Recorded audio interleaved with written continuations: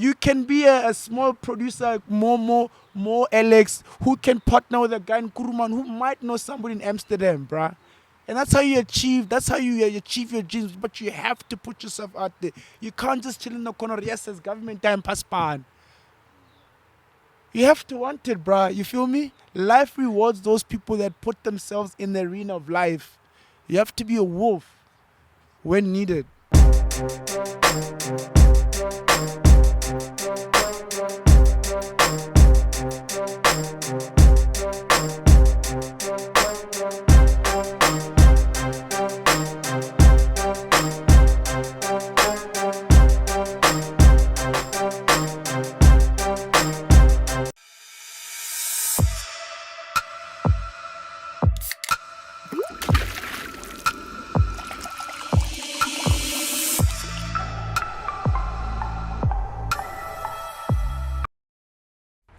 Welcome to Ngonyama Lifestyle Estate. Hectares and hectares and hectares of land. We are at the farmhouse now. Investment opportunities are available. Vacant stands starting from 250 squares, 300 squares, 400 squares. People are buying double, triple, quadruple stands. We're going to be building a gated estate here in these facilities. I am very, very excited. Investments are starting from 195,000 rands. Get in touch with akcnobleproperties.com. I'll put the link in the description. He's a cultural diplomat. He is a mover and a shaker. He's a globetrotter. He's a father. He's a husband. He's been in New York pretty much for almost 20 years. He's ex-Nike. He's ex-Network BBDO New York. He's also I don't know what you were doing in San Francisco. Could be still a student, but you're still in advertising. One of the many hats I won in my life. Mosito, Ramaili. Give me a proper one, bro. What a privilege. It's too much for the kids. So excited to Yeah. see you. I So excited. feel like I'm off the bench now. You know, the football now. I'm available bench. I'm going to get now. Welcome back home, bro. Yeah, she was good, you know, and as it's speaking about land, you know, land is something that is so precious to our people. And obviously, you and I know living in New York, space is something we don't have. So just being here, just lush, clean land, it's people for people. It's good. Land is such an important question of our people. So I'm glad to start driving this standard conversation. But yeah, thank you for having me, my brother. I mean, it feels good to be back home. Thank you, bro. What excites me is that majority of our investors are people in their 20s and 30s. Mm-hmm. And when you come to our seminars to see the caliber of our investors, it's people that you're like, wow, Black people are investing in land. And I think it's a great thing. Yeah, I think it's awesome, and I think for me as a storyteller, this speaks to narrative, and I feel these are things you don't talk about in the mainstream. And I think in our own channels, because we don't talk about these Black people that are thinking about these things. I think the pervading narrative is that, you know, about Taro and about they're looking for handouts, this and that. Yeah, as you say, like there's a whole demographic where they're people who are building features. So kudos to all these Black people that are doing all this amazing stuff. And these are the kind of South Africans that are driving this country forward. And these are the stories we need to double down and amplify a lot more than all these challenges that we should tell ourselves. Whatever, that's our story. Our story is a lot bigger than more challenges that affect us as a people. And I think that's why I always keep coming home to show up the border. Things where the inspiration. Listen, this is where math is for me. You know, I don't so it's an honor being here, sitting across from my team. You've been away for, I think, almost 20 years, if not longer, or a little bit under. You let me know the exact number. How does it feel to be back home, to be connecting with old friends, to be visiting family, to be seeing the nature of our politics within countries? I know you visit from time to time, because the last time I saw it was at your wedding. Yeah. I think it's different. You know, like even just prior to listening, of course, I went to speak to my mom, so who obviously comes from there. I think this time around, I think as a 40-year-old man, I think thank you, but man, life is good up here, man. I'm just seeing opportunities, bro. You know, like as I drive on the highway, like I didn't to me to turn from here to Freddie to turn. I'm just seeing how to take developments, and I'm sitting down with guys that are like wearing multiple hats. The guys is in a country, but then is pushing a farm down currently in the East. They get down like, nah, this country's leaning short, and I think for me and whoa. So it's 20 years in August 2024, which coincidentally is coincidentally after 30 years of freedom. So we're doing some amazing stuff actually to commemorate 30 years of freedom. But for me, we just see opportunities. I'm like, go Mosito, it's time to come back home, from my self-imposed exile, that means, yeah, like I'm just seeing so much growth.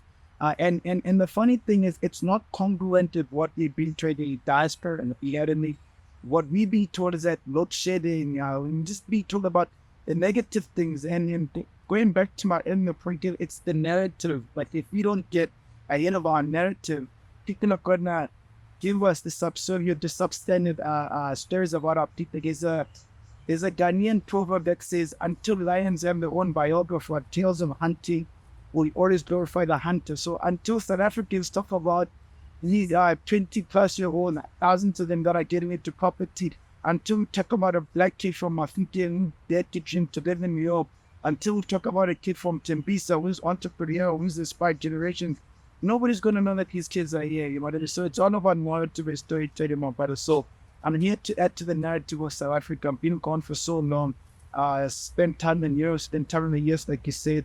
But I feel like at 40, I've got to all these map experiences in corporate, working in time at the mall, working for myself. I feel like the next chapter of my life is a map story for black people in the city of Africa. So that's what I'm on to add to this stuff theory of on BP. Your vice presidency at the Network BBDO New York. Let's talk about that opportunity and maybe before you got to Network BBDO. Yeah. And also what caused the self-inflicted, what did you call it earlier? Exile. Yeah.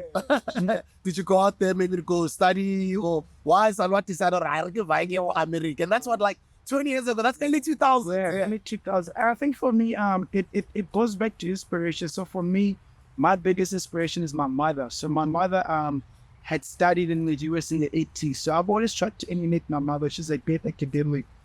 So I was a very talented footballer. I had made the South African SASU team. I used to go to school after Tech. I don't think I've told you this. My first year of, so I went to high school in Kimani Boys High. That's how I know my brother here that's sitting behind me. I then get a scholarship to play football at Pretoria Tech, it was then called. I did well. I made the South African student sports team. I was a captain actually that year. Then I get a scholarship. The craziest thing, I get a phone call at 2 a.m. on a Tuesday about it. Mosito, there's a scholarship opportunity for you. You need to be in that Antwerp Thursday. This is a call on a Tuesday. On a Tuesday. You need to be in ATL on Thursday.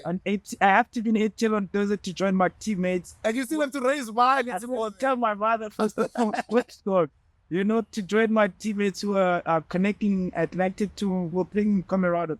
But anyway, I then absorbed this information. This was my coach who's given me this code. I called my mom, getting Miss Ivy, this opportunity just came up. And luckily for me, I guess she had also studied overseas. So she gathers some money. I quickly put up the career, do a visa application. And by the grace of God, that Friday I wake up in Atlanta, completely useful, new environment. I had to change. I was initially studying sports science in Victoria. I'm like, I've always already studied marketing, So then I picked up a new degree to study. So I studied marketing. So I left South Africa in 2004, August, as a naive kid to 1 year old, but with global dreams. I've always known that my station in life was bigger than where I was geographically. I was from Africa. When I came to Joburg to study, I was always a small town guy in the big town. When I left Joburg to go to Chimney, I was an outsider that couldn't speak Afrikaans. You know what I mean? So like I've always been other, and I think this always given me the strength for the resilience that I've thought I've had to everything. So I moved to New York working for Nike. I was a brand director for Nike Software Africa back then in 2000. So I keep coming in South Africa. So I left South Africa in 2004 to study, got a marketing degree. I then moved to San Francisco. My first job out of college was a assistant brand manager at Levi Strauss. Great honor. They stopped here at a Fortune 500 company. And then I came to South Africa in 2010. I thought I was coming for holidays for the World Cup. And then as God had it, I had a random lunch with the lady who was CMO at KFC. And then she says, you know what, Chief, we need energy with culture, we need people like you. I took up a job as an assistant brand manager at Young Brands at KFC. in 2010, like I said. So the thing about me, I'm a very spontaneous person, like when God gives you messages or when God gives you challenges, I'm always up for them. So at KFC, I joined KFC. I quickly got some wins, in the same corporate get some wins. I signed back then. Cricket South Africa used to have a partnership with Bakers. It was called Bakers Winger Cricket. I remember. Yes. I then my best friend was working at the company that owned Bakers. I found out that I'm a great listener. As we go for Friday drinks at Design Court, I should never forget. I remember Central. Kitchen bar. Kitchen bar. That's what we made out of your Mosito. Yeah. So then my boy then says, hey man, I think we might use this opportunity to see us there. So me being the hustler that I am, I call my CM, I'm like, hey, we might make it here for Cricket South Africa. Long story short, we signed Cricket South Africa partnership, which is now KFC Mini Cricket. I then also, in terms of innovation, as a brand manager of, it was kind of affordable value. That was my sector. So mostly it was I brought pop onto the KFC menu. So KFC back then, we needed to take Streetwise 2, which is like 8 pieces of chips, 80 pieces of chicken to 11 at night. But we knew that we couldn't use our core consumer base. I'm giving away too many stickers, so I don't know what they mean. But anyway, we then realized that we can't lose these people that a 10 man in the pocket, a guy that a parliament taxi from Tembisa to get to downtown Joburg in order to get to work at Sunday. At the end of the day, for him, that 10 rand news, he can buy Streetwise 2. Then we like, guys, you need to get popped into the menu. It was met with a lot of, pushback up that you're gonna make the brand. You're gonna understand, what they say, it's a premium brand, you gotta win. But I spent, you won't believe it, I spent 8 months going from Tembisa to everywhere in Mpumalanga to Kakamas in another Cape, Limpopo, just asking people like, what texture of pop do you like? So we got those lots of marketing research that went into it. We launched pop till today. It's the highest selling menu for KFC. And then I quickly, my friend Dr. Kumabasa was at Mnet. He then did a deal with Idols. We got those judges cups. I don't know if you remember. Yeah. So then we sponsored Idols, and then through that I got an opportunity. He understands marketing. Can you see is it important? It's inquiry. You can see what I like what is man. I'm a brand guy, man. So then my journey from KFC to my partnership, success in partnership marketing, Mnet then brought me in to help launch Mzansi Magic. So my first vision in Mzansi Magic was to create a slew of content. We're struggling because initially they tried to make Mzansi Magic a Kaya FM for TV. But black people, we need to watch television to first see ourselves and to escape. We talk about people that wake up at 4:13, ride 2 taxis, maybe some get a train only to get to work at 9 a.m. and then pick the same cycle. So when they get home at 10 p.m., they don't want to watch television that's highbrow, intellectual. So that was my thing when I got to, and I realized that we needed to show the everyday South African with television, and through great partnerships with the board, we came up with a show called Inspire. That was my first, introduction to television. By then, I think I was a band manager in local interest channel. So, and Inspire is a crazy, and it's an everyday story. It's a novel, Romeo and Juliet, but then we added an African layer to it. And then we see the family people, the taxi industry, and then it was that I then used to make.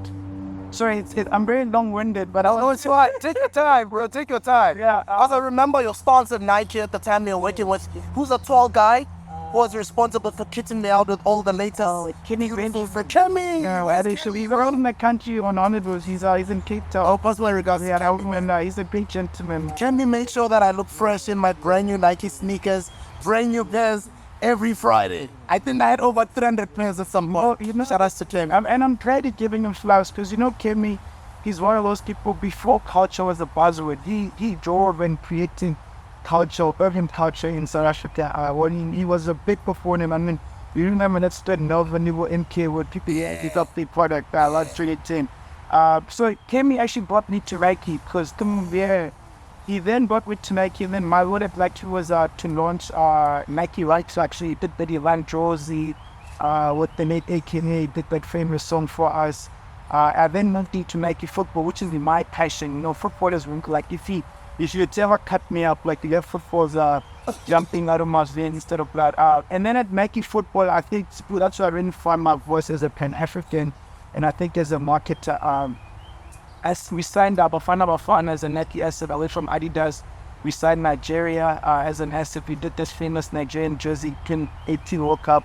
We sold 10 million jerseys in 3 hours. It's the highest selling jersey in the history of Nike football. And then it was due to the success of my role at Nike Africa that they named me to Nike New York to start Nike Football. Like I suppose a point to read, because Americans don't really know how to service our sport, football. So I ran Nike Football between 2017 and 2020 rather. So as a marketer, I realized that I need to spend some time in advertising. So when 2020 happened, George Floyd became a martyr. America, I think, was sort of an awakening where opportunities were given to people. So then I then used that opportunity to move away from the brand side to get into advertising. I left an agency called Joga 5. After I worked in Hennessy, working with Nas, that was a particular spot I was telling you about, working on Hennessy, GS. We signed a deal with the NBA, which is still playing on now. I have I'm an account manager because I'm not a creative, but the line is straight of the NBA. That's the line that I came up with. The day before we're supposed to present the trend, and I saw it still on the billboards. I was driving past the highway the other day. I saw a nice billboard with Food Marketing and Bob to see the NSC was spread with India. Like, Yes, I know that. yeah, so just seeing work that I've contributed in New York at home, like it validates my journey, because I've spent so many years away from home, and like for what I've always wanted to do is just to connect with South African people, for people to know that African and South African talent is global. And then through that, my successes, my career successes of Droga 5, I moved to Woodby. I worked on Rockstar. I helped reposition or rebrand Rockstar. Did a Super Bowl commercial, which is everybody's dream as a creative. With a little baby, right? Yeah, Lil Baby was the worst one. He's the face of it. We got Zarina Akers, who is our Beyonce stylist. And then I saw that big campaign. Yeah. When they came into the market, I remember we had an emergency meeting at Mofa. Guys, the new energy drink. Yeah. And Rockstar is rebranded. Yeah. So you're also part of that rebranding. Yeah, 100%. Like that was, I had my fingerprints all around that. We literally took that brand from, like I was saying, it was a Midwestern skater boy brand. Like if you saw like the personal face of it was very tacky women in bikinis, to where it is now. We redid the logo, the star, and like the whole brand position was that real rock stars don't chase the spotlight. It finds them. And he thought that Lil Baby was a guy that personified that joy. He was a kid who came from, he had a 4.0 GPA in college, but here's a rapper from Atlanta. Like he wasn't trying to chase the spotlight in New York for the West Coast. But like here he was, like he became this great hip hop icon of this generation. That particular one, they between 20 and 32. So we felt like he was the right person to sort of help bring this energy drink that nobody knew about to like closer to make culture. And now Rockstar is number 3 in its category. So I will say, I think the work that we did. It's a Pepsi brand, right? It's a PepsiCo brand. So obviously we know Monster is a standalone now. Red Bull is obviously a standalone, and then Coca-Cola bought Body Armor that we talked about. So PepsiCo needed a point of view in that space. So that's why they acquired Rockstar. So my role was to sort of bring into culture. So I have built a career in terms of bringing brands closer to culture. So I think that is sort of my claim to what validates those consistently being open to me. And through the success of that, BBDO, so BBDO is part of Omnicon. In South Africa, it's called Network BBDO, but the mother company there, the global headquarters, which are in New York, BBDO. If you remember that show, there used to be a show called Mad Men. Yeah. TV, Don Draper. So that's the role that I had at BPGO. So Don Draper was an account director. So Malum was a senior vice president and account management. So I worked, This man is chill. Was senior VP, my man at BBDO in New York. Global, bro. Not in Joe, but that's insane. Well, I mean, like sometimes it's just, all of these things don't give me a big head because you've always just been was chill. I think a lot of it you acknowledge that it's God with these three. Like for me, I set up my intentions, but I know that humility and persistence and patience is what has got to me through this journey of life. So I'd be remiss if I felt it's my DNA, it's my own hubris. I mean, like I said, my mother had to leave the country for 10 years. My father himself was a student exile in the UK, so I know what sacrifice and committing means. So I know I'm a product of a lot of people having sacrificed, So I would, it'd be remiss of being my brother to say, look at me, which is what a lot of RPs, I think they forget that in Africa, we are products of even Marpo next door that just to help your mother, that's school fees. So even that uncle that just to give me the take to ask. So for me, that's why I always try to make my life reflect other people. I try to segregate others as much as possible and just know that I'm part of that journey and really pushing a narrative that Dapeless comes out of this continent and I just happen to sit there, start to create me. So when and you said that's how I struggled to accept and just saying that it's anymore. No, I totally understand. And sorry for throwing away your train of thought. No, not at all. We talk about your VP position at BBDO. Instead of Bonga Books. Yeah, but CHIXO. For your American audience, that means God giver. Yeah, God did.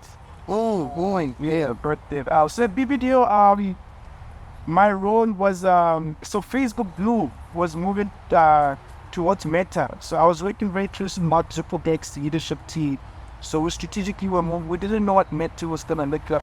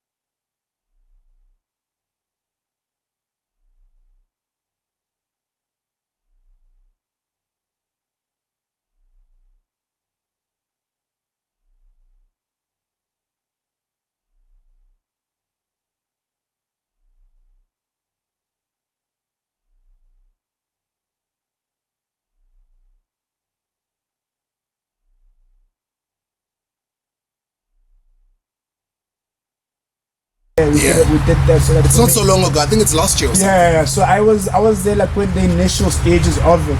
As you know, I left those guys in March this year. So worked on Facebook, Starbucks, also American Red Cross. So a lot of big brands, big scale brands, like working with, like having access to big rooms where sometimes I pinch myself. So obviously as a person, like I think imposter syndrome became a thing at some point. But at some point I was like, you know what, bro, like you're here for a reason, man. Like you earned your place or your seat at this table. So yeah. So that's and I think for me, haven't realized that Facebook working with all these people, for me, like they've never intimidated me. And then I think my wedding in December last year, 40 was quickly approaching. So legacy for me, my brother, has always been a big thing. So I realized that I think I've had the lived experience and the career experience. So that's why when I went back to New York, I realized that it was time to get off this bandwagon and corporate and apportioning whatever I thought was my greatness, under umbrellas of companies or that validation, and just to build my own thing and contribute towards this narrative of, we talk about Africa rising. There's a new generation of Africans that are, taking things by the bootstrap by themselves, like they're folding the sleeves and getting busy like the Americans are doing. So I left corporate, I left BBDO in March of 2023, created Bosabi Creative Club. Bosabi is a mixture of my children's names, Bokang le Masabata. And like I said, I honestly believe, and my actions will show, that the next phase of my life, and until God calls me, will be a love letter to Black people. So I'm here to service people through, like I said, I'm a builder of communities, branding, specialities of my community. So wherever I think I'm called, I'll always ask them, and admire my brother. I know you tried to summarize your story. You've got such an incredible story, and I also don't want to go too deep, and also take a barking suck you dry out of all of this juicy content that you have, I also want to leave you for other interviews, for radio, and because you've got a lot of things to share. Now let's go into this cultural connection that you've always been. You've always been this cultural bridger. Every one of us, when we come to New York, you've always just been this guy who welcomes us. You connect us to people. You'll basically get us to get into relationships with people that we wouldn't easily get into those rooms or get into those tables. What inspired that? And I know you're not getting paid for any of that. None of it. And you've been doing it with everyone who comes from here at home. It was as if you worked for the South African embassy in New York. It was as if you were doing the embassy's job for them. and I think that's what. The New York man. You know, it's good for me. I'm a South African, and first and foremost, I'm an African, and we are led by Ubuntu, you know. And for me, the reason I do that also is because I've lived in that country long enough, and it's incumbent on me to scaffold my people's experience, because New York, more than any other city in the country, can get very brutally lonely and cold, figuratively and literally, you know. So for me, I realize that this network of people that I have is for my people, you know. And I also belong to a movement of people where we say get on, put on, you know. So as soon as I get on, I leave the door ajar, because I know there's a generation of other people that are coming that are hungrier than me, so they'll benefit from, you know, having access to people that I know. So it's Ulioko comes into New York, he wants to do this, like it doesn't help me watching him take 3 weeks when he can do it in a day, you know, by leveraging our network. So it's really about pouring into our humanity as people. So that's why I do it. You're right. Sometimes it's come at the bereft of my own family. You know, sometimes I leave my family and I just run in service of my people. So as I keep doing that now, as I evolve as a person, I'm realizing that it has to be backed by intentionality. You know, like I'm just not gonna jump and drop my bags for every South African in town, because not every South African in town is worth your time. Like, there are those who realize that they're here on a mission to build. So I want to be with people that want to build. You know, like I want to be with people. Like if he says Mosito, yo man, like Detroit is this. I don't know this market. Yo, New York is this. So like those are people that I want. I don't want people that want to go to Times Square and take a picture but don't want to culturally exchange or build and you know. So part of that, yes, my brother, I realize that I am a man of all people, but there is no glory in that. But the glory is how do you move with intentionality? So my big philosophy now is collaborating at the intersection of our disciplines. Do you know what I mean? So then I'm like, okay, where is the value being added here? Is there going to be an intellectual nourishment for me? Is who gonna culturally nourish me to say, oh, since you've been gone, dog, this is what's happening on the ground. Like there's this thing called Amapiano. There's fintech is becoming a thing. Properties so like now you culturally invest in me. So I want to be around people that invest in me in as much as they want me to invest in their cultural experiences. So it has to be a give and take.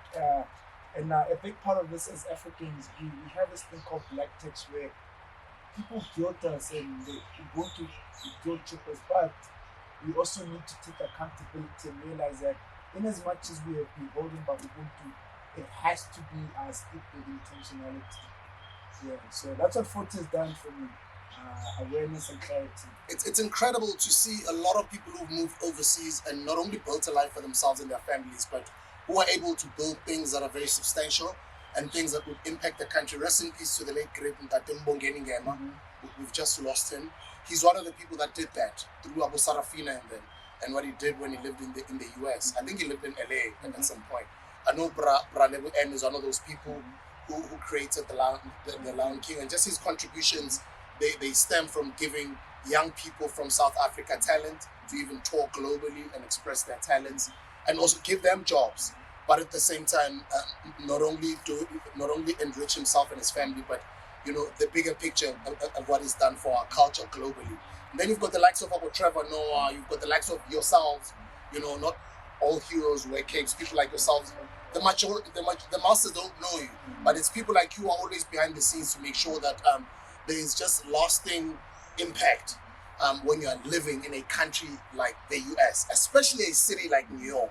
Because it's very difficult to live in if you are there for the first time or you're just deciding to move there. It's also extremely expensive, and one would want to ask a person like you, how did you make it in your? When I'm saying make it, yes, we know you had a great career, but how did you navigate that city such that you were able to create a career for yourself, meet people, and be there for a couple of years all the way to becoming this hot man that you are and having created work that impacts people?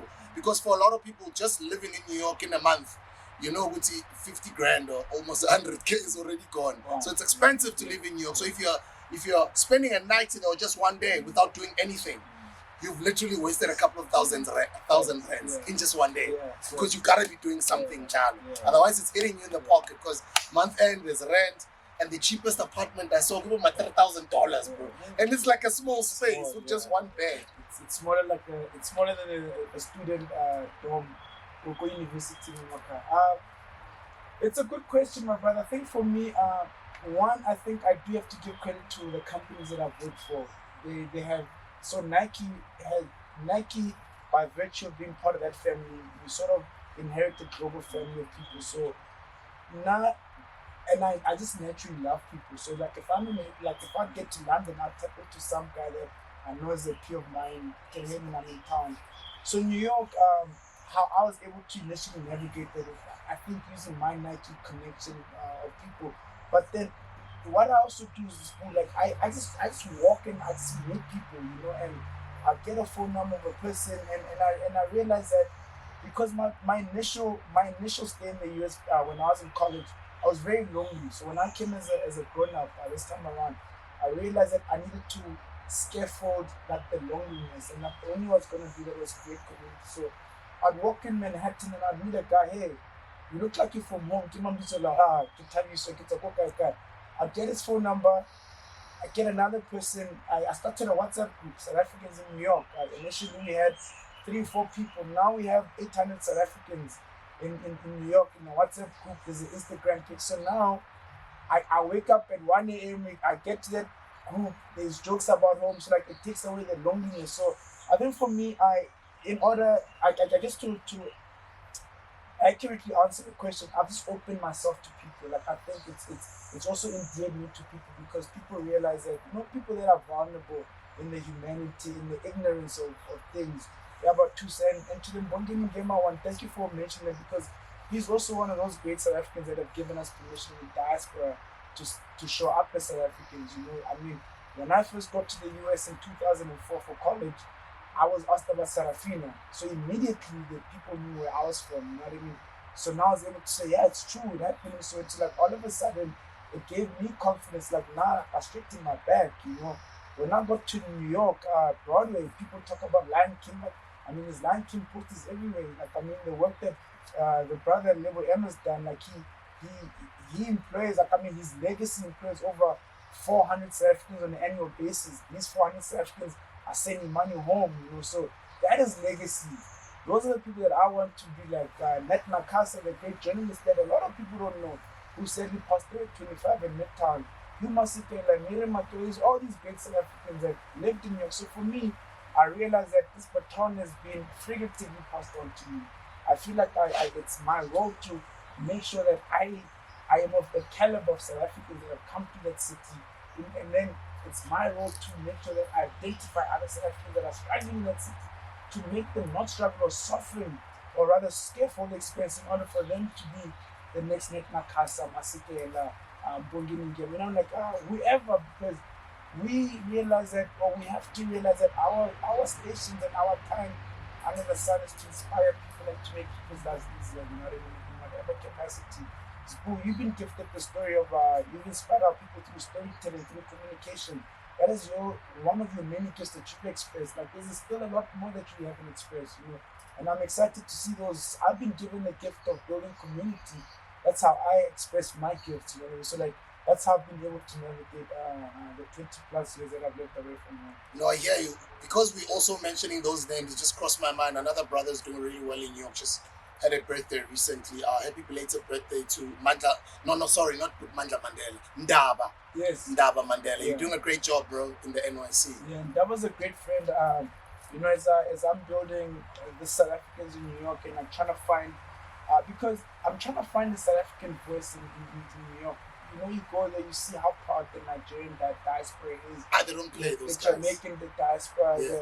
the Trini diaspora. And like, we have all these great South Africans that are not, standing up and like raising a flag. So that has been one of those South Africans. When he's there, he's like, I'm in town.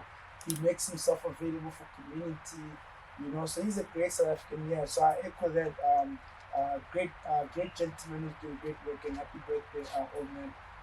And let's talk about your experience in San Francisco. Yeah. And I mean, it was the years where a lot of these companies were still new and they were still young. Yeah. And everybody just looks at that space as, Silicon Valley Yeah. and where all these tech companies come from. Let's talk about that entrepreneurship culture. It's insane. I mean, when I first got to San Fran, so I used to live in Oakland. So Oakland is literally across it's like Alex and Sentin. So Oakland is where culture is, and then like the suburban people live in Frisco. But the entrepreneur, like everyone is an entrepreneur. So I mean, when I actually first got there, I was a telemarketer. So I used to do the house to house. So when I went to work selling the pots, that's what I used to do. My shift, I used to work for these cooking. What is this fancy cutlery things? But anyway, So, but you realize that in San Fran, like, all in the Bay Area, that's what it's called, the area. Like, everybody has to cut their teeth by doing unglamorous stuff. You know what I mean? Like the guy, the Uber guy, he used to wash dishes like a few restaurants from where I worked. And the funny thing about that area, you realize that now that everybody's becoming there, like they all knew each other, and they were all hustling together. And I think it takes away this exceptionalism that we have where people are self-made. Like, you're not a self-made person, it's good. Like, I'm not a self-made person, but like, it's within community, like having to struggle together, like learning those rigors. So San Francisco, like I said, very, very entrepreneurial. Every startup is there. So it's literally, I think the analogy that I always say is that it's like the Champions League of the tech world. It's like it's the who's who from across the world. They know that the pie from the VC is so minute. It's like people are working 32-hour days in a 24-hour cycle. You know what I mean? These are geniuses. But then you also realize at some point that there has to be a limit, because it's so, like, like the very few ones that we hear about, Travis from Uber, Mark from Facebook, and all these other guys, some of them didn't even make it because like the demands. Do you know what I mean? Like, America is so cutthroat. You know what I mean? So I think also for me, that's what's also stood me in good stead. I've been able to live in cities, and I've been able to immerse myself into like what is needed to navigate. Like San Francisco, I realized that you need to be able to pull it by the bootstraps. That's what the Americans say. Like, you need to be able to be entrepreneurial yourself and do shit without having someone to micromanage you. Like, so you have to be a self-starter. In New York, I realized that if you're not happy with yourself, like if you're not advocating for yourself, they'll eat you alive. Because New York, remember, you're talking about a city that's 10 million people on a city that is 10 by 16 kilometers. It's a small island. It's eat to be eaten. You know what I mean? So I realized that in as much as Nike talk South Africa about Ubuntu is not gonna get me anywhere, bro. So you dial up Ubuntu where you need to. You dial up Ubuntu when you're downstairs, when you have to open up the door, because that guy whose door you open up might be the guy who you interview. But when you're in that room, you need to be a beast. You know what I mean? You need to be able to be entrepreneurial and put your hand up and do the dirty work, because that might be the job that might make that guy from Star Wars remember you and think, oh shit. You know what I'm saying? Like, you need to be able to at all times. And I think a lot of that has been, as I'm speaking, like I think I'm answering myself, you have to be in tune with yourself as a person at any given time. So you have to be present, you know what I mean? Not like I'm the person that's very present, you know what I mean? Like, so I know what moments mean, you know what I mean? So like I said, like Joburg taught me like the spirit of Cajeres, having grown up in Joburg, living in New York. New York, they say it's a city that does sleep. Those motherfuckers sleep, bro. They stay sleeping, bro. I mean, I'm up at 5 a.m. Like I wake up every day at 3 a.m. and then I leave my house at 5 a.m. I take a 2-hour walk. New York is sleeping. I live in Bed-Stuy, Barrowville. So like, it's to say like all these things that they say, they're not there. You know what I mean? Like these exceptionalism things are not there. I'm saying this to say like, you can be a child from Africa, move to Joburg and go to school in Kimberley, and then like have doors open up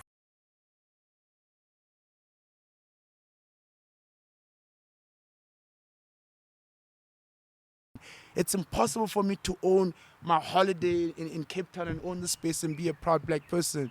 You know, we tether ourselves, and Biko talked about. Sorry, I think I'm No, it's meandering, good. The but, more you speak, the better. Drop yeah, those gems, you know, bro. Because for me, I love it because yeah. I'm thinking about the young guys Yeah. that are thinking about America, Yeah, America, yeah, and then yeah. there's other narratives that come. Yeah. It's not all that, It's guys. not, This my is where brother, it's at yeah. in Africa. 100%. But from a person like you who's lived there for 20 years, Yeah. it's always nice to hear it from the Yeah. horse's mouth Yeah. to speak to the younger entrepreneurs out there, even just the Absolutely. young people who still want to pursue their education, maybe their sports Yeah. dreams, whatever it might be. Yeah. That go explore the world, Yeah. guys. You are young. You Yeah. are the young Yeah. Mosito. Yeah. Then, Yeah. you know, when you Yeah. had those dreams. Sorry, continue. Yeah. No, absolutely. I mean, like this whole self-tethering thing. You know, I write what I like. Biko talks about hore, blacks, we become slaves of our inferiority complex, and it's so crazy because 30, well, I mean, in April 24 is 30 years of democracy. There's still that mindset where people are not even giving themselves permission to achieve their greatness, bruh. You know. So we need to let go of these things where you can't do this, you can't do this, you can't like. So you have to be voraciously pursuant of these dreams. And like, I think for me, that's why I love spending so much time in Lagos. You know, because there, bruh, like, Land of the hustlers. oh my God, bruh. You know, in Lagos, bruh, like, people just see opportunities where you see problems, bruh. As soon as you land, Yeah, don't worry, bruh. bro. I'll get the queue for you. You just give me So, $20. yeah. So honestly, for me, so like that's why, you know, earlier on you asked me like, how does it feel like coming home? Like, for me, I want to tap into like the youth. I want to mentor. I want to tell these guys that, guys, scale is like, achieving global scale is easy, man. Like now, like my company Wasabi Creative Club, it's listed at 3 different cities. It's through because I can WhatsApp my friend in Zurich to say, yo, man, I want to set up an office there. It's through building relationships with people. Now I have presence there. I have presence in Joe because I'm from here. So now all of a sudden, I do own a multinational, a multi-continental business. So like these things are easy, bruh. It's not that I employ 1,000 people go New York or Zurich, but I have presence there. You know what I mean? Like, so like it's to say that you can be a small producer like more Alex, who can partner with a guy in Kuruman who might know somebody in Amsterdam, bruh. And that's how you achieve. That's how you achieve your dreams. But you have to put yourself out there. You can't just chill in the corner. Yes, as government time pass by. You have to want it, bruh. You feel me? Life rewards those people that put themselves in the arena of life. You have to be a wolf when needed. You own property in Brooklyn. You know, they talk about those Brooklyn brownstones. I look at brownstones now. At some point, they were going for like $500,000. I don't think you find any brownstone now for like less than $1 million. And more, right? And this man that I'm talking to here, he does own some property in New York. Let's talk about the real estate space in New York. Yeah, I mean, it's tough. My wife is probably more versed than me, so she owns 2 properties. I guess this other one is another one. It's aggressive. And I'm gonna add like a black layer to it, like a black lens. It's even more, I think, aggressive for people of color to get in, because what is happening in New York economically, Manhattan has become too expensive for Caucasians. So what they're doing is spilling over into Brooklyn. So they're gentrifying, right? Yeah, 100%. So like now, what these guys are saying, like so like us 4, we're brothers, and as you know, like a lot of these brownstones, like they heritage homes. So like maybe Nkhono came from Jamaica in the 50s. They bought it as a family, multi-family home. So like now what's happening is that through divide and conquer, they'll come to Zbubaremona. Here's $100,000 for this brownstone. You know, you desperately need it, but me, Mosito, I want to keep this in the family. So like, so what's happening is that like they throwing like black people are giving away property in neighborhoods where they should be sitting on this thing. Properties that a year or 2 from now are going to be worth $4 million that they sell in place for like $1 million. So I think our people don't know what they don't know in terms of property. So the property, I think, what's happening now in terms of the conversation, like this, it's more of an educational conversation in terms of black people to say, hey, stop giving away these brownstones that you talk about. Like, hold on to property. Like, these things are cyclical. So it's a very much a buyer's market right now in the US, but it's a buyer's market, and our people are just chasing and running with it. Like, the families are taking $100,000 thinking I can move to Atlanta. You can't do anything with $100,000. You know what I'm saying? Like, I think education now, people don't know what education of the finances, what letting go of a property means, like what that means for legacy. You know what I mean? So it's an interesting conversation that I want to get better at. So yes, we have a beautiful brownstone in Bed-Stuy. It goes for quite a bit. It wouldn't be fair or it would sound arrogant to say the value, but it's a Yeah, beautiful sorry. place. Even me, I'm not Yeah, from yeah, America. yeah. I could be wrong, Yeah. guys. You're probably Yeah, watching me. I It's like, think- listen to this no, idiot. I think in Bed-Stuy where we live, I think you can get a brownstone for. It used to be cheap. I mean, I have friends who say in the 90s they bought a brownstone for $20,000, but now the cheapest you can get a brownstone is 1.9 million, 1.6, 1.9 in Bed-Stuy. Like this is still a nice part of, you know. But if you go to Bo, where does Mike Tyson come from?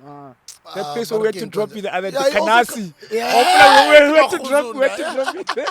We had to drop Smooth at like 3 and Like Airbnb, like, yeah. Bush, yeah, Kanasi, yeah, Get behind it Bush, food, daughter. I said, yeah, yo, I'm like, yeah. So there's still some places you can get in if you play the long game. You know, like they do say property is a long game. So for a guy like me, property is important because I'm very much a global person in my outlook. So my daughter Masabata, my wife is Haitian. The first generation, so having property there is important just for that part of our bloodline. Masabata's from there. Bokang would want our son, just for the kids to have that, you know, like little now, you know, just to have that property in Lesotho has become a thing for me as well. Mafiking, there's something there. So yeah, property is definitely, it's part of, like I said, legacy, something I want to build. I want to walk away. And congratulations with your wedding. It was an incredible wedding, man. And thank you for we called your wedding a Johannesburg, a Josie reunion. Yeah, that's what a lot of people said. I mean, You brought man, us together. Thank yeah, you, man. yeah. And thank you for inviting me to play. I had such a great time. Man. And then the Lord blessed us in the evening. It rained. Yeah, and the timing of it was crazy, wasn't it? Because the sun was out, and then it felt like as soon as the formal festivities happened, the ancestors and Allah, peace be upon him, was like, have fun, like the earth and the skies open. It was so beautiful. You know, I was in Lesotho 2 weeks ago, and people are still talking about it. Even friends that I'm seeing now that last time I saw about it, yes, says Mosito. It has to be an annual thing, and I think that's the insight about me, Zbu, in the sense that I am able to navigate multiple social circles and crews. And you know, Joburg is a funny city because everybody knows each other, everybody knows how well people are doing, people know people's struggles, and nobody picks up a phone and says, yo dog, can I be there for you? Yo dog, you're doing well, you know. So for me, so I think I suffered loss of ego a long time ago. So that's why I'm able to post and say, this brother of mine's Boo's doing incredible work. So now I think by virtue of having suffered loss of ego, people are able to like let go of whoever's got beef with you, ha cannot taba, but they'll come and celebrate. So I think that wedding was it encapsulated the beauty of Joburg, what we can do if we let go of ego, if we embrace each other. So for me, like I said, my life is a celebration of black people. That was the greatest celebration of black people. But like, it had the most beautiful, the most talented, the most humble, the most like it was a melange of blackness. Like it had like the whole scope. It was so beautiful, and I think just seeing my mother was so proud, man. And I think for the first time, my mother was like, damn, this kid, because my mother, you know, she's always wondered what I do for a living, because at cave soon wanaka upedi kitchening and Mnet, but you're not an actor, like you said, like I'm always in the background. Yeah, at Nike, it's like you don't play football, so I've always been in the background. So I think that wedding, that day on the 27th of December, she was able to see, I think It's been a year, bro. yeah, it was a year 2 days ago, or whenever the 27th was. Sorry, continue. Yeah, so I think so I think that day was really it was also for me it validated you know, being away from home, bro. Like I'm so guilty, bro. Like I'm missing out on family, on friendships, you know. So I think being there, that I was like, fuck, man. Like this is my people are still my people, you know, irrespective of like the yards and the years that I put away from home. So it was beautiful. It was beautiful. The music was insane. Foobs wanted you to get off the because he wanted to play, because people just saw how dope he, like everyone is, Cosmo wants to jump on everyone. Yeah, it's so much fun. I was bro. like, these are I legends. didn't want to get off the decks. I had so much fun. I was like, these are people that get paid to play, but they're just asking to pay. It was just love, man. You know, like they say in Brooklyn, they say spread love is a Brooklyn way. Like that felt like a Brooklyn evening in Joburg, you know. So it was my two worlds coming together. It was beautiful. No, Yeah. and also you made us feel like, oh, Mosito must have knows the whole of Joburg. People I had not seen in 10 years, people I had not seen in 15 years. And that was incredible. And I think that's why they always say, Obona motho ka spantsha gagwe ha etsa mosebetsi. Kapa sadly when they pass on, to see the impact that they've had to the world. Yeah. I'm glad when as young as you are, Yeah. your impact is actually being seen while you're alive. Yeah. And I like this conversation because you've got a lot of new young generation of Mositos who don't know of people like yourselves, and I'm glad that now at least you are kind enough to come and show yourself on camera, because I know you're a very shy guy. You Yeah. always just want to be behind the scenes, you know. Yeah. But then again, you know the entire industry, because Yeah. the whole entertainment / music media, television, radio industry. Yeah. In South Africa was there at Yeah. your wedding. Yeah. That was quite incredible. I just Yeah. wanted to say thank you very much for bringing us together, and I want to appreciate your wife as well. Thank you to Mrs. Ramaili. It was incredible to see her, see her family, Yeah. and your wonderful children. Yeah. Bro. How is fatherhood treating you? Because you are so much of a father, and pick up to my brother Penuel, that I know you're one of the people that started one of the I don't know, Black I forgot Dads. what the movement is called. Dope Black Dads. Dope Black Dads a couple Yeah. of years ago, Yeah. which has gone on to become a very big global movement. Yeah. Let's talk about that. Yeah. Your fatherhood. Yeah, fatherhood for me, would be my ultimate legacy. You know, it'll be how my children will say, my father, that was my father. My father allowed me to be myself, and he then supported me to find myself in this path. I realized that, you know, in life, my brother, I'm here just to guide my children. I'm here to and to scaffold them and to give them tools that will help them navigate, you know, and I can and use my lived experience, you know, to help them make decisions. So fatherhood is important for me, and I think as a black man, it's even more important because the narratives about us are that we're not present. You know, we're not present, we're not supportive. So Dope Black Dads, one of the greatest human beings I met in this world is a gentleman called Marvin Harrison. He used to work for Manchester City when I was working at Nike. He's also a father to 2 kids. In 2016, started off as a simple WhatsApp message to myself and 5 other brothers. He sent a WhatsApp, says, I love you, King. You are needed. Keep going. Happy Father's Day. 2 days later, we're like, guys, how many black fathers don't receive these text messages, bruh? You know what I mean? How many of us? We started a WhatsApp group, Dope Black Dads, you know, bring one, you know. Initially it was because they live in London, I was in New York. The London one, we quickly got to, like, I think within 2 weeks there's like 400 people on WhatsApp. We're like, this thing is actually bigger than us. So all of a sudden, boo, we having guys that are saying, yo man, like, I don't know my place in the household, you know, since the birth, the intimacy is not there, the focus is on the child. You get a guy that says, yo man, you know, I lost my job, bruh. The respect is not there anymore. Even my kids don't see me anymore. You get a guy that says, yo man, you know, I don't even know how to tell my child I love them. My child is self-identifying as a homosexual. Like, how do I navigate these conversations?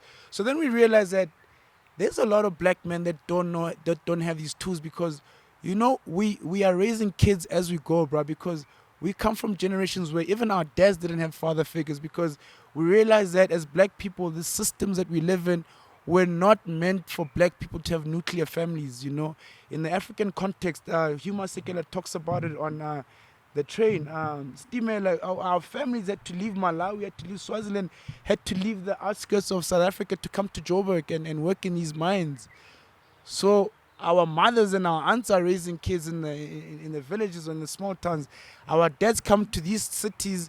Now a man who's a chief in his village, He's called a boy in Joburg. He lives in a squalor in Alex. He works 30 hours in the mines. What is his outlet? Alcohol. He meets a woman. Now he started a parallel family. So we realize these systems are here to break the black families. In America, they catch them early. They criminalize the black male. In the UK, they don't have a sense of identity. So we're running away in alcoholism. We're trying to find ourselves in places where they're not set up. So we realize that it's on us. I think it was Malcolm X that says, "Black men, you're on your own," you know. So then out of that, we then I was like, I live in New York. Let me start Dope Black Dads US. So now there's over 800 black fathers. Then I was like, hey, I'm South African, you know. There's a bunch of fathers who are my homies. It was also my way of connecting. And the South African one is the one that just taken off, you know. So like now we're sitting with 120,000 black men on Facebook who are black fathers. Some are married, some have lost marriages, some have, through their journey of fatherhood, have realized they now is gay. Like, how do I still become a gay black father? Like, it's a full spread. You realize that nobody's speaking for us, bruh. So honestly, Dope Black Dad is the greatest thing that's ever happened to me, because even me, my journey, because my son is so I have children with two different partners. So the mother of my son, I was young. I had just moved to South Africa, you know. Then like co-parenting, we're young. Part of that, so part of, I think Dope Black Dads helped me heal or find myself as a father, because you know this thing when relationships break up, my brothers, the narrative runs away from me as a black man, you know. Women are fortunate, bona batla thuso ho godisa bana. When as a guy, the relationship fell apart. Nobody's there to like say, no man, like this guy's still paying X amount every month. He's still trying to get access to his child, but nobody's interested in a black man's story. You know what I mean? Well, that particular narrative. So that's why for me narratives are so important. We have to tell people that there's some black men. Statistically, by the way, I don't know if you know this, black men are the most present out of the statistically compared white men, Asian men, South Asian men, black men, the most involved. By the way, but they're the ones that have the least access, the least support system. So like, we're superheroes, bruh. You know?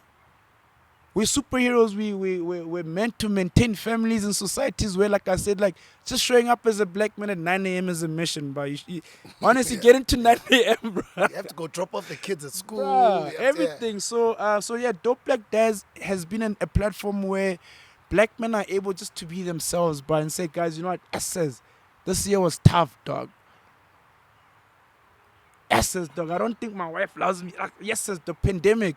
I'm forced to like live with my partner, because you know, non-pandemic, what's what I was saying with someone at school, and you go to work, you see boys for a drink, you only go home for like an hour. Then like, hey, you know, you have to deal with them not deal with them, you have to like confront your reality. But now the pandemic also, the pandemic put a mirror on a lot of people's lives. You know, that's why a lot of people found themselves spiritually. People moved away from relationships or jobs that weren't serving them. So like, part of, I think, this Dope Black Dads is we want people to show up as themselves, like fully, man, because you know, people don't really live, man.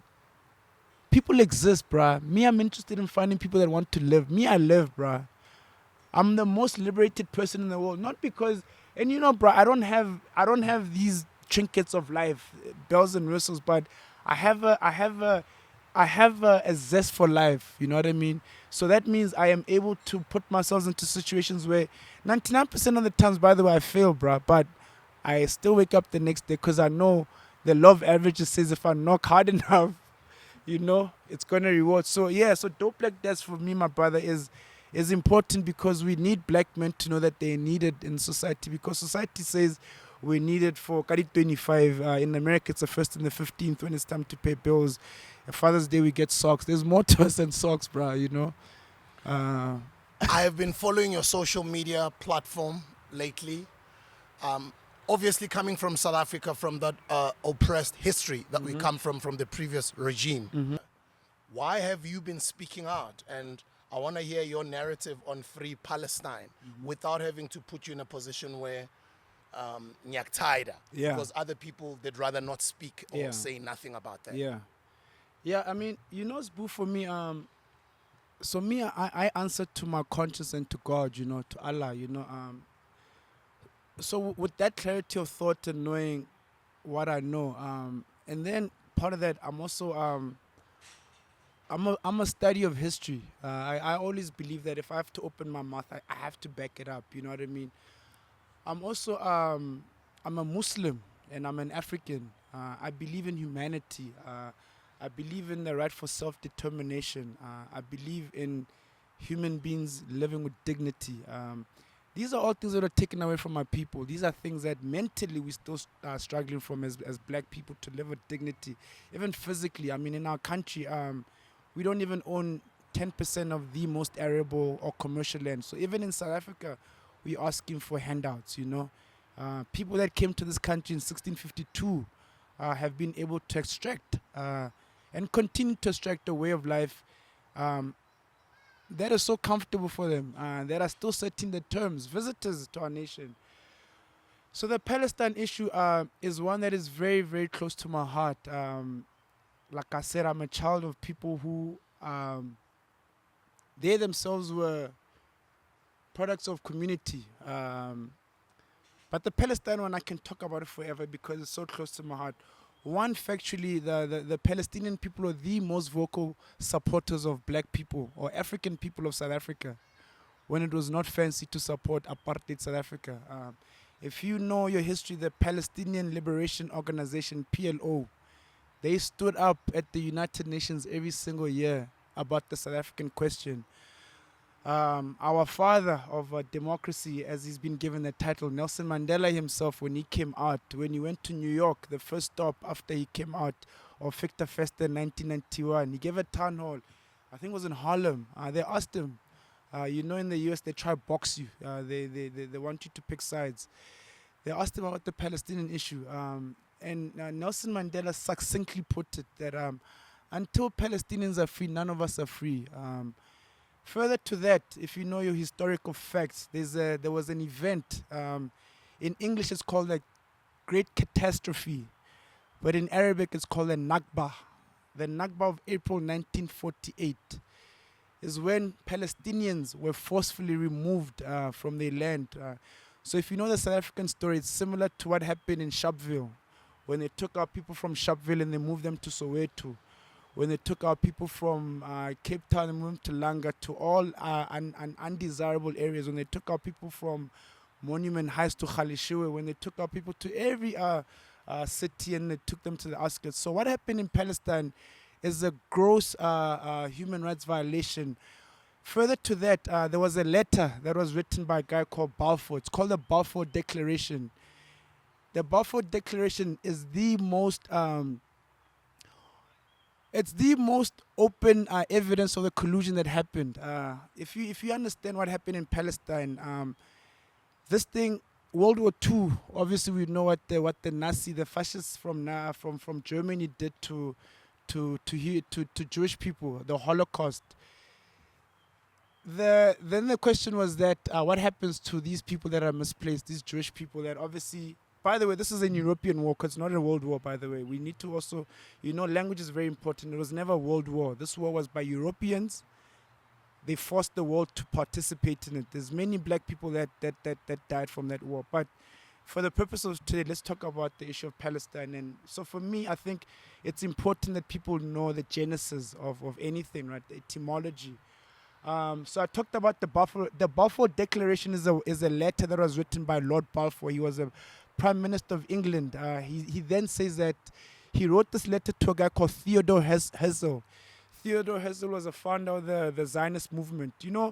We also need to, I believe in clarity. People confuse Jewish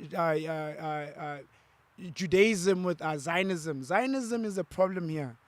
Zionism is a far right ideology that talks to the annihilation of Palestinian people. So Zionism is not Judaism. So a lot of people shouldn't conflate.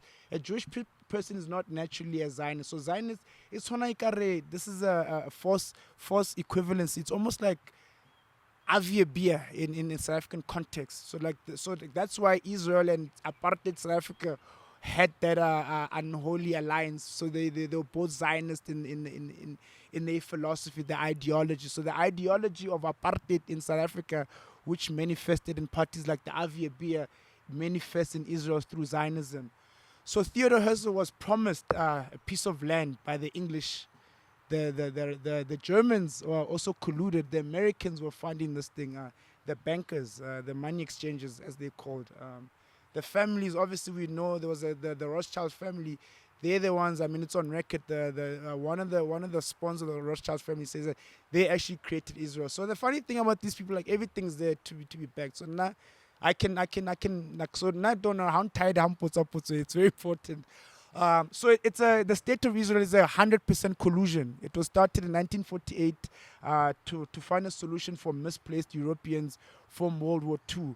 In order for them to make space, they forcibly removed Palestinian people from their land under the guise that they actually Palestinians. There's actually videos where they were welcoming these people because Palestinians are the most humane people. They like us South Africans. Ubuntu.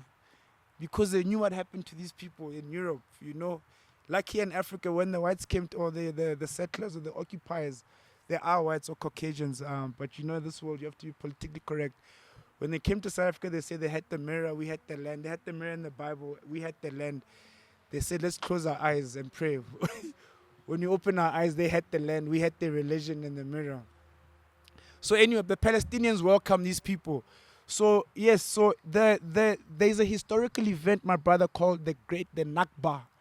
It's called the Great Catastrophe of April 7th or April 12th, 1948, where Palestinians were forcibly removed. So on those grounds alone, fundamentally, as a human being that believes in the right for self-determination, like I said, and the right for people to live with dignity, it is a human rights issue. The people of Palestine have been forcibly removed from the land from 1948. So this thing has been going on every day since 1948 for 70 years.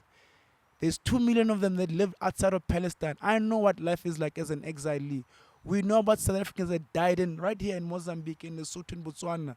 We know about South Africans that died in the US. So this thing is a gross human rights issue. That is why the country of South Africa, as a position, South Africa will always side with the people of Palestine, because we understand what apartheid is and what is happening in Palestine. It can only be described as, it's even a more brutal form of apartheid, because they actually live in it's an open air prisons, boo. Because these people have walls.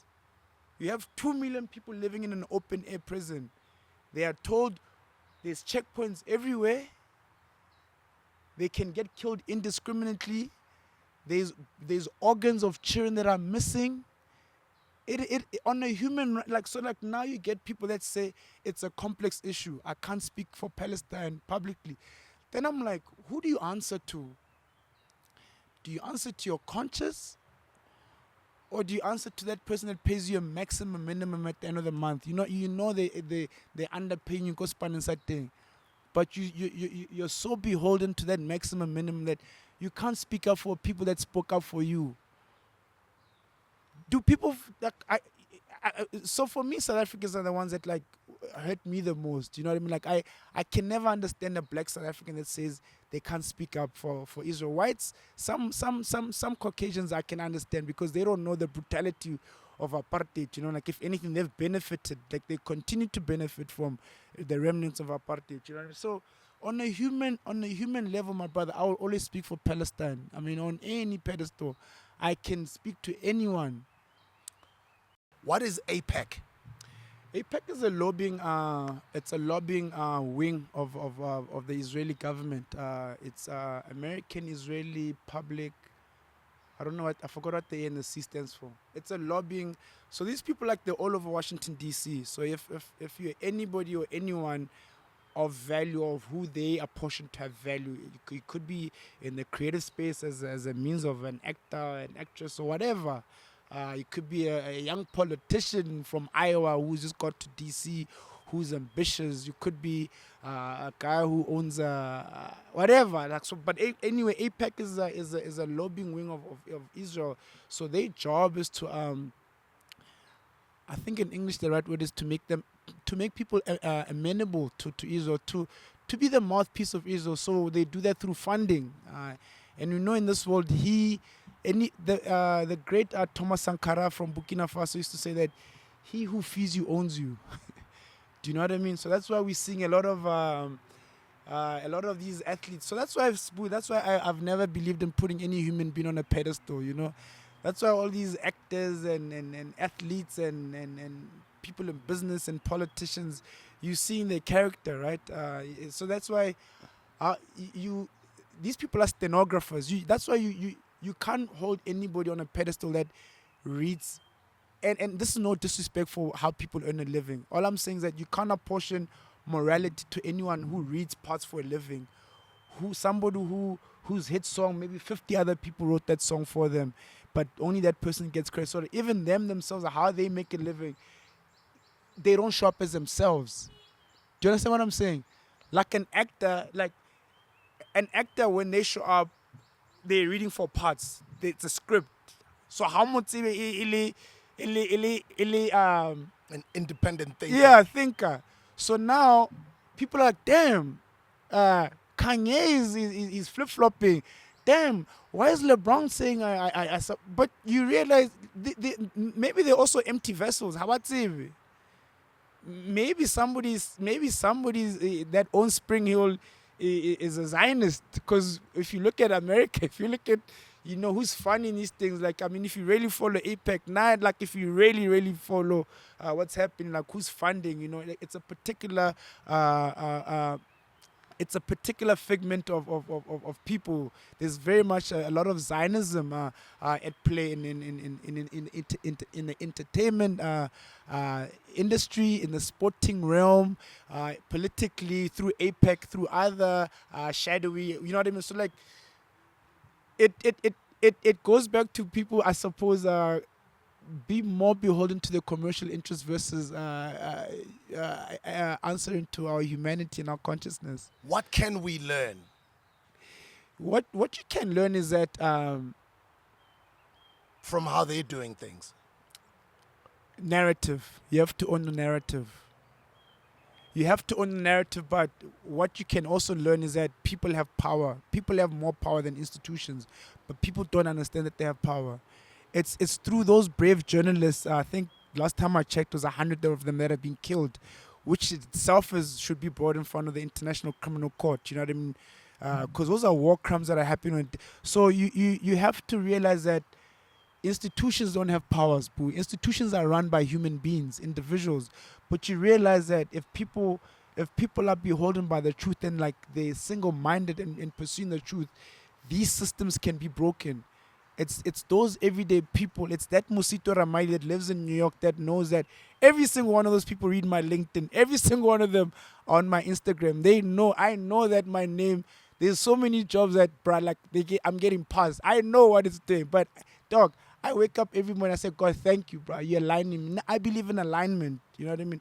So you have to realize that the truth, my brothers, boo, outweighs any commercial interest or aspirations you have, bruh. Money comes and goes, but your consciousness is there every day. You have to look at yourself in the mirror. I look at myself every day in the mirror. Mosito, you did well today, but there's still a lot more to do. Do we educate ourselves, as you've touched on the history, going backwards to understand the situation? Or do we just ignore and focus on our own problems because we've got enough problems ourselves as is, with a lot of people saying that why would you want to focus on other global issues when we've got so many problems as black people in South Africa? Well, actually black people globally. I mean, if we focused on our own problems as black people, we'd still be saying free Nelson Mandela in South Africa. If we focused on our own problems as black people, in the US, we'll still be crying for civil rights. If we focused on our own problems as black people in the UK, we'll still be talking about the Green Rush generation. Black people don't have the right and the permission to focus on themselves. We are communal people. We are the sum of the greater parts. We come from a place called the cradle of humankind. We are here to teach people how to exist as human beings. The world is in a mess because Africans haven't taken up the station in the world. The world is run by people that don't know themselves. The Westerners, they're recreating history. They've chopped off the nose of the Sphinx in Egypt because that's a black nose. They've hidden some books, the Red Sea Scroll. So like these are people that are heavily in the deception. Africans know who we are. We're from the soil. So Africans we have to realize that we can't operate in silos and just focus on ourselves. That is part of the distraction. The distraction is to keep us only thinking about ourselves. That's why black South Africans hurt me so much when they talk about the rest of the continent. But like Remona, Africa. I'm going to the rest of the continent. So that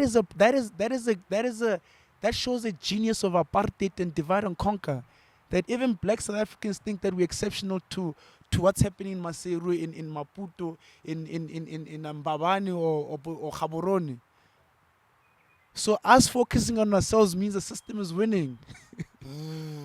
You feel me? Because those guys that are getting plowed every day in Palestine, once these people here realize that we need to find a solution to get this government back, if we can do that in plain sight in Palestine, like we did in Afghanistan, like we're doing in Sudan, let's circle back in South Africa. Let's do it again because apartheid horrible, because of papa no.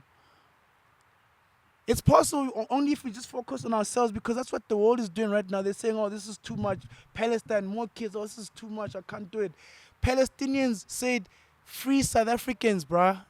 They were still going through the Nakba. So the Nakba happened in 1948. Apartheid only became a thing in 55. So they put their own issues aside and advocated for South Africa. So how dare we say we want to think for ourselves and our problems? Our problem in South Africa, bro, our problems are man-made. The system makes our problems. Unemployment is a man-made thing. This load shedding thing is man-made. It's to nudge society so they can get back and privatize. So our problems, yes, there are problems. Our lived experiences, I can't take them away, but I'm saying we don't have an existential issue. There is no chance that Zulu people, there is no chance that Sothos are gonna get obliterated Mapedi. There's a chance that Palestinians can get obliterated. That's what they're doing. They're killing them in large numbers. It's ethnic cleansing. We can't afford to sit still, bro. Che Guevara said that if you tremble with indignation at any injustice, then you're a comrade of mine. Anyone that sees what's happening as a gross human rights violation, those are my comrades. I actually don't take any glory that there are hundreds of people calling Yanlaka, because those same people are not even fucking saying free Palestine. The most people that have all the platforms and access in South Africa. People that if they just said something on Instagram, it could reach 63 million South Africans. They're busy posting December. So then I'm like, God, that means last year my wedding, you're saying Mosito, you're saying goodbye to all those people, because you can only move the few of them. I go and educate myself. I do a bit of research for a couple of weeks and I sort of understand. You cannot understand it fully in a short space of time. But obviously what's happening forces you to want to go and educate yourself. And I have some sort of understanding and I want to speak out for the oppressed. Yeah. But then again, I'm afraid of being cancelled. Yeah. How do I speak out? What is cancelled, bro? You're made by God, bro. Your mother and father brought you to this earth. God guides you every single day. What is cancelled, bro? Another human being canceling you from what? Like, language is so important, bro. Like, we give value to things we shouldn't give value to. What is cancelled? Like, no human being can cancel. Are they gonna take away my ability to breathe, to think? I can get fired at work. I can lose some sponsorships here and there. I can lose a potential deal over there. Is that gonna take away your ability to think great ideas, to figure out other ways to pivot, to get other partners that God should maybe be aligning with? Because maybe one of these life's journeys to be fully aligned with people that align with you philosophically, ideology, respect for humanity. Then we realize that maybe mine is just the last piece to this life conversation. But if we think commercial interests, span, public perception, what is cancel? Cancel wasn't even a word 5 years ago, guys. So you think me, I was born in April 1983 at the height of the state of emergency in apartheid. So you think I'm going to get cancelled, bruh? By another human being that breathes the same air as me, that has the same insecurities as me, that has to pay the same debt as me, that has to... Shit. I'd rather cancel myself, bruh. That means I would give up on myself and God, what God has given me. If I'm scared of being cancelled, that means I'm giving up on God, bro. And I love God so much. I love the ability and the dreams that I have. I love what I'm about to like just add to this universe. So I can't be scared of getting cancelled by people in New York or around the world. Big Sabbath saving. That can't even mash up a club, and then how they cancel me, bruh? Religion. You've got a Haitian wife. Yeah, You come from South Africa. Yeah. You're a global citizen. yeah, You said earlier, I Yeah. didn't know, you just said Yeah. earlier you're Muslim, right? yeah. What inspired you to, did you grow up Muslim? In Islam, I found Islam when I was 12 years old. In Islam, when people find their religion, we don't say people convert, you revert. So to answer your question, I found Islam when I was 12 initially. I think the curiosity. But I only did my shahada like when you recognize that when you recognize there's only one God but Allah and Muhammad is his messenger. We call it shahada. La ilaha la Muhammad and Rasulillah. I did that when I was 16. So for me, I went to school at St. Martin's Prep School here in Johannesburg, so Anglican foundation. So like I saw what religion and the Western religion was doing to black people. Like we seeing each other through these lenses, and and as a Pan-African, being raised in a PAC house by Pan-African academics, seeing how we are parlaying our African to this Western stuff. So like for me, I've always been curious, boo. One of my heroes is a guy called Frantz Fanon. He's got a book called He writes dope books, by the way. The Wretched of the Earth and Black Skin, White Yes. Moss. In Black Skin, White Moss says, my mind make me a man that always is curious. So in Islam, I found the teachings of Prophet Muhammad allowed me to be me at all times. It took away this abstract thinking where God is some mysterious person in the sky. You realize that God is this everyday thing, these interactions. God is here. God is how you carry yourself. God is the quality of your thoughts.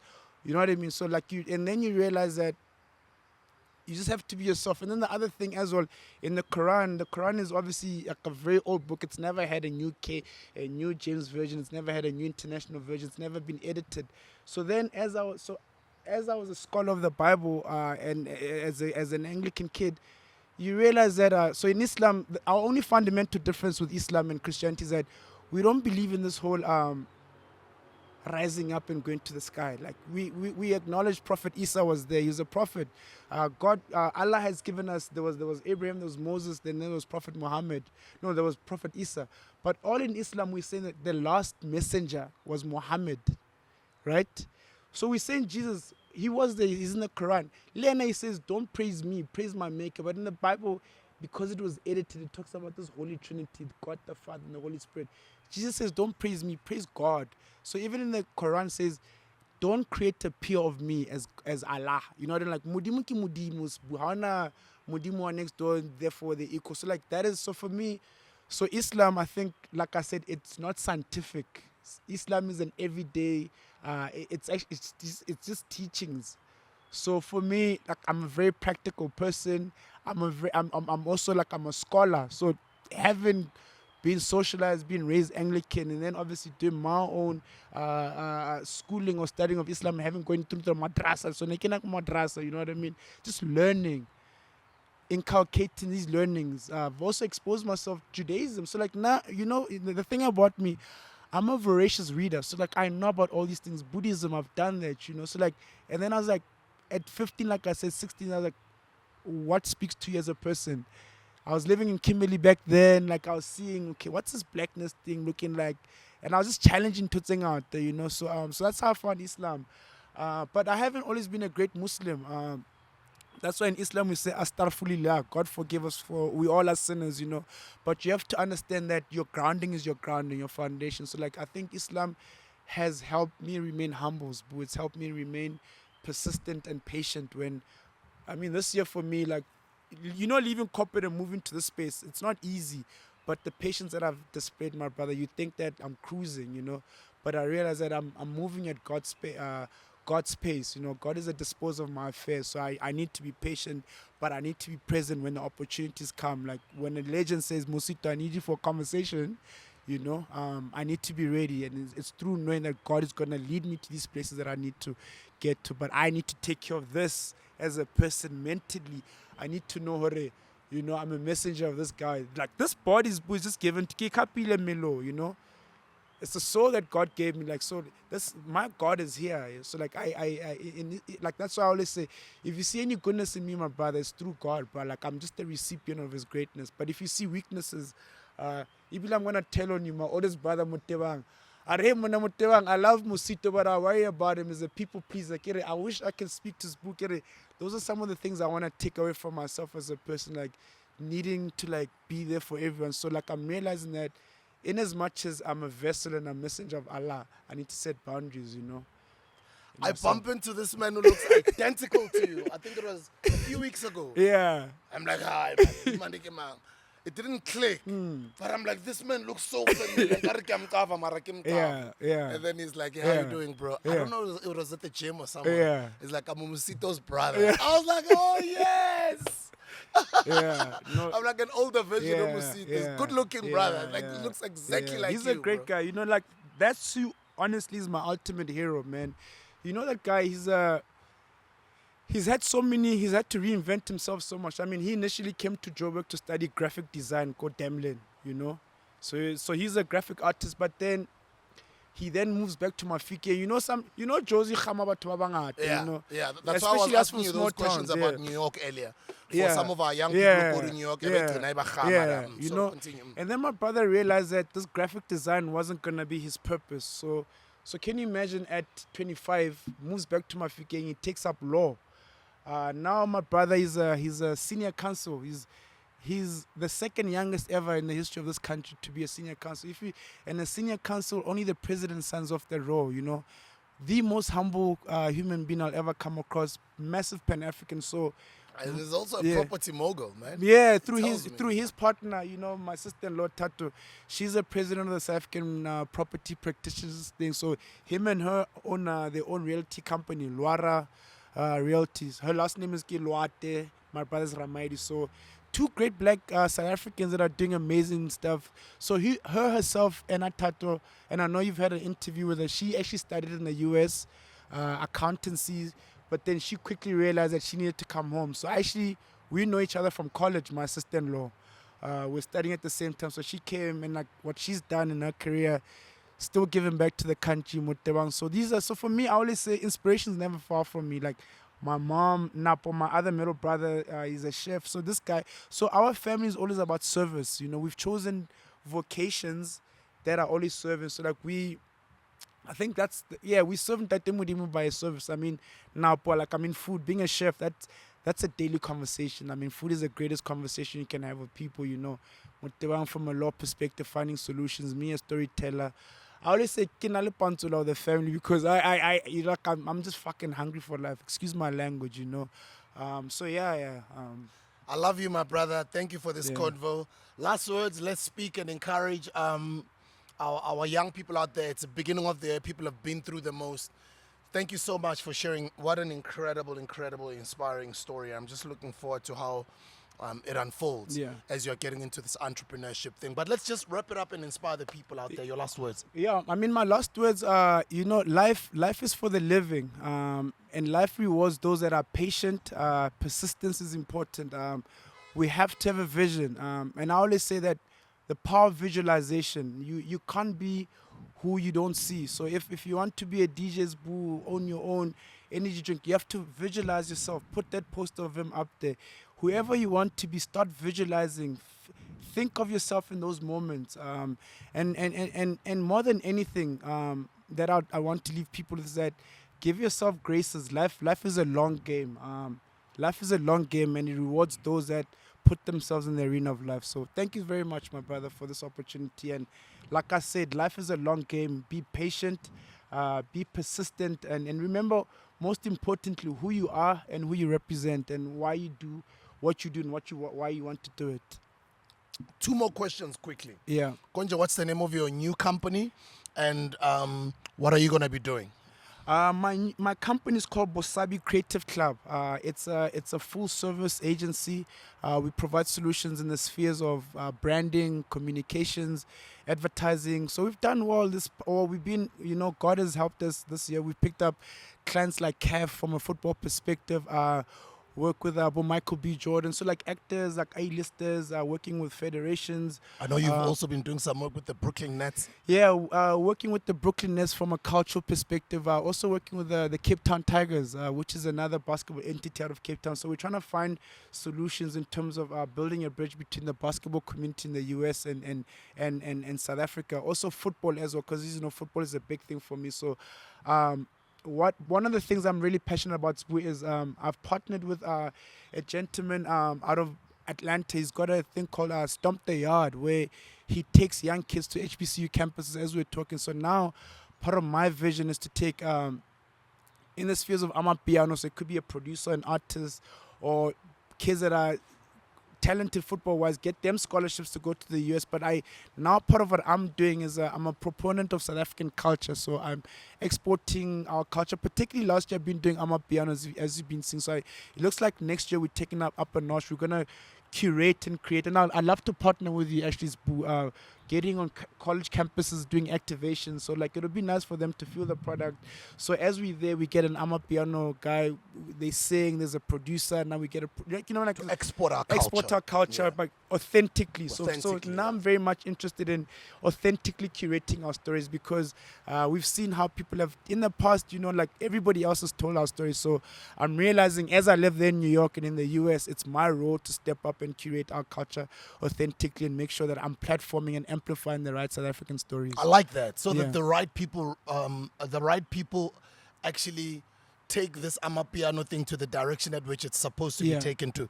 Authentic South Yeah. Africans who've lived here, who Yeah. come from here. Because Absolutely. there's also a lot of cultural Yeah. appropriators. And a lot of it is happening. I mean, there's guys that have never set foot to South Africa who are DJs that are making excess of $1,000 a night Yeah. just to play and piano. not only the DJs, even the guys that are doing the gigs. Yeah, And, bro. and So then they book the South Africans, but they've never set foot here. And They've they're never, making hundreds of thousands of dollars. So that's an indictment. So people are making money from our culture. So they actually, that leads me to another thing. So one of my, without going into too much detail, I do some work for the UNDP in Nigeria, United Nations Development Program. So one of the conversations we're having is that how do we create an ecosystem to protect Afrobeats? We used Burna as an example. So this year, between March and December this year, Burna, his tour made about $100 million. Not a cent went back into Nigeria. So now we're saying how, even if you're Sbu, you live in London and you're booking guy, but you're booking Asaki, whoever from Nigeria, at least like 5% of that has to go back into Nigeria, but then we need to create structures. So that's what so with the UNDP on that level, we're creating those structures. So that's why I'm actually interested in this Amapiano conversation, because I want to be able to help create structures, because it's so unstructured, brother. Sbu, living in New York, I get calls from guys saying, Mosito, can you help me get a visa for like a marquee artist, bro, 2 days before? Then I'm like, who's booking you? So now guys are leaving money on the table. Musa Keys is a classical example. He was supposed to perform at the Grammys with Burna Boy, that song of theirs. Davido, not Burna. Davido, yeah. Musa had just left New York. I remember he had just done an American tour. He had done Yeah, I Afro remember that, Nation. yeah. But then because of the kind of visas that they're giving our talent, they're giving them they give you a visa based on the amount of dates you booked in the US. Yeah. So that's not fair. So it's not even allowing you to pick up other gigs. So Musa, because he was booked for 8 days, he then, first day gets to New York, he gets a call from the Grammys. We need you to be back in LA on Sunday to perform on stage With Davido. with Davido. His team calls me, we don't have an interview That's to my go to guy, Sentence. Tiamo, Yeah. Tiamo. Shout out to my boy It was Tiamo. Nevo Oh, back Nevo, there, yeah, okay, before yeah. Nevo left Musa's business. Yeah. But I shouldn't be, as a private citizen, taking those calls, but I realize I have to take them. But I'm realizing that's happening because we don't have a structure. We need to be able to provide a structure where Musa Keys, not even 5 months, maybe that's unrealistic, 2 months in advance, we know he's going to be in the US, the eastern seaboard of the US, for 2 months. So then you start building plans around it. So what? Okay, if he's gonna be in Atlanta performing at Howard, I mean at Spelman sorry, the other HBCU. What is it? Is there a local radio station where he's gonna go there? Is there a merchandising place? So like now you building economic levers instead of, because our guys, dog, they just come there about perform about tobacco hotel and then they go, but they get in tax 20% of that. When they get here, it's another 20%. So that whatever. By the way, they underpaying our talent. So if you go spend 3 weeks in the US, you probably made 40,000. That's a lie. That's too north. Say if you made 10,000, the Americans tax 20% of that. Half it like OR. Banka 20% yung hub. Then you're like, yes, says. I spent 6 weeks in a country where I couldn't even leave my hotel room. The food is shit. You know what I mean?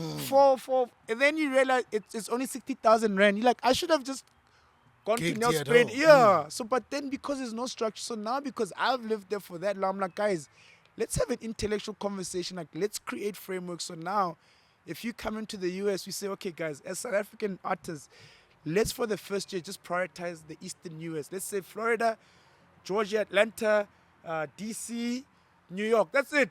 Let's leave LA, guys. You know how far LA is, because it's a different cost, bruh.